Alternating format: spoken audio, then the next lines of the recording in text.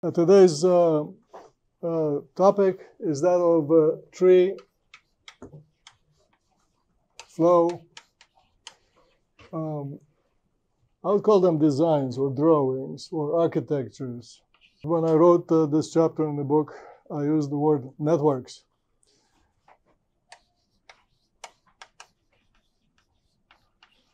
And I used it because I was younger then. I did not question this very common word. But in front of you, I think it is important to question. First of all, tree networks, they are flow systems that remind us of the architecture or the outlook of a tree. It is, I've drawn this several times, a flow architecture that's like this. It has, people say, multiple scales. The flow connects one point with very many. This is a very simple icon of the flows of nature.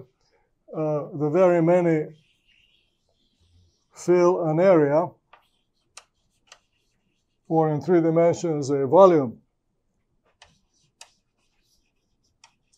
In the animal realm, this thing, the big one, the macroscopic, is called tissue or organ or animal on the move.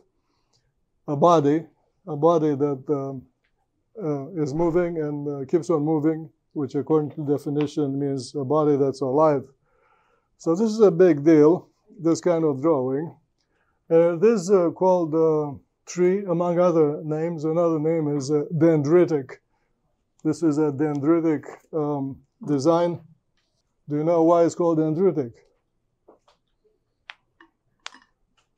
You don't know? This is your chance to graduate from this course with answers to very, very simple. You speak a Romance language. You don't know? Yes? It's like a neuron that has many. Say what? It's like a neuron that has many branches that come off it. What is the first thing you said? A neuron. Neuron. Yeah, like in your brain. Oh, that's another example of tree-shaped architecture. The design of the brain. You find this everywhere, as you'll see very soon. Dendritic comes from the Greek word dendron, which means tree.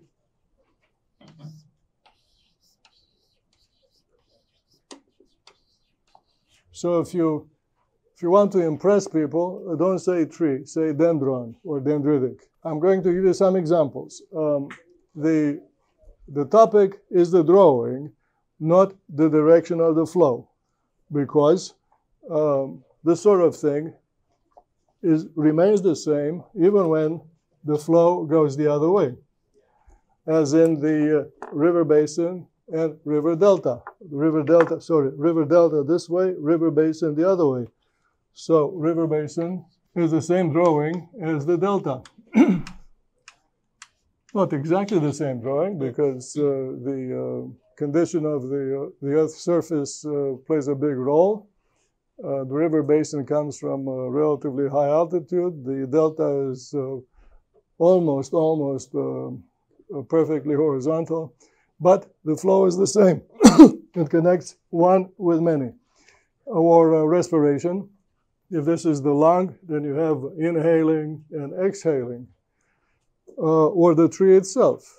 The tree itself, here it is, with what I just sketched, going in all directions into the blowing wind.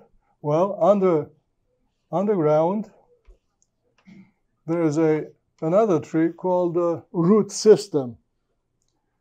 So you see, the wet underground is, as you'll see later in the course, pumping its water into the dry wind through this point, and then eventually to this volume of humid air that surrounds the corona of the tree. So you see here how everywhere this design happens to be. I can add the blood circulation, you know, arterial blood bathing the muscle, and then venous blood flowing the other way. All these things put together represent the tissue of live systems. Another name for this design is vascular, which comes from animal design, is the design of the tissue, which is just like this, except that instead of segments of wood, they are blood vessels. Vessel, the word, takes you to this word in Latin. So it's totally everywhere. Then why do people have the tendency to use this word networks when they see drawings of this type? The answer comes from the meaning of the word. What is a net?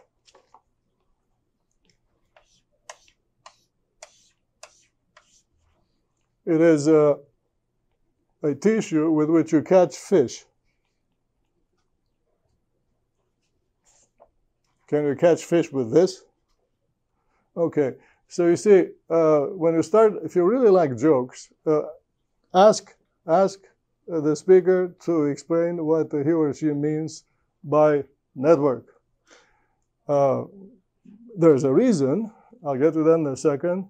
And the answer to the question why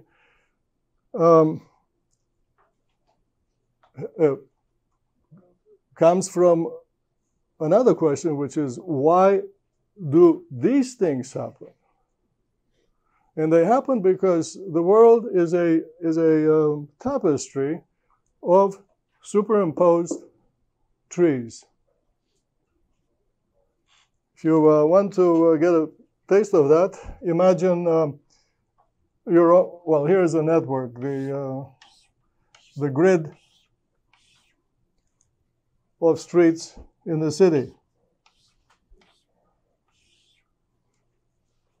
People born yesterday think that this was invented in Manhattan. Do you know the oldest city that was designed this way? You know, the more silent you are, the more I wonder, what do you know? What do you do? I mean, this was the design of the city of Rhodes. Speaking of dendron, there's a flower called rhododendron, which is the tree of the island of Rhodes. So Rhodes,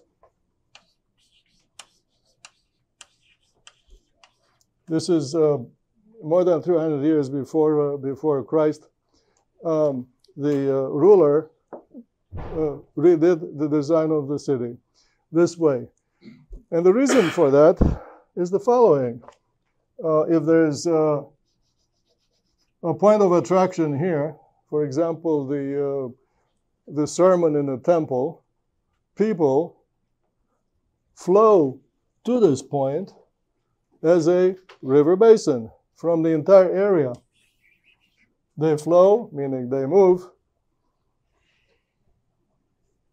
They move along avenues with tributaries that are not as busy. Here.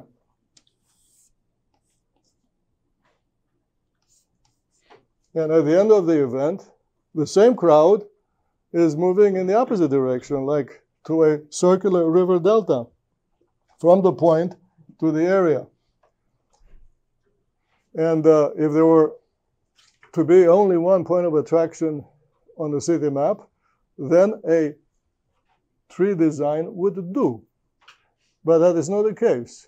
You have whatever, the, the army recruiting post here, and you have another tree, just like the blue one, and then maybe another point of attraction, maybe the place where the gladiators are fighting, meaning a stadium, with a flow arriving, another one departing at the end of the event. So when you put trees on top of trees, you get a so-called network or a grid. And you see this, again, if you open your eyes, when you look on the internet at air routes on the globe or on a country, for example, the US, here's Atlanta and Chicago, and forgot the symbol of Dallas. Airplanes are flying in many directions from each. And here they are again in all directions. And certainly they fly to Mexico and other places. And before you know it, meaning when you look at the so-called cheap drawing, you see a net. But it is not a net. It is a superposition of tree flow designs. And this is why today's lecture is important, because it is about the mother of all networks. Meaning networks are really not original. They are repetitions and superpositions of a generating concept called tree-shaped flow.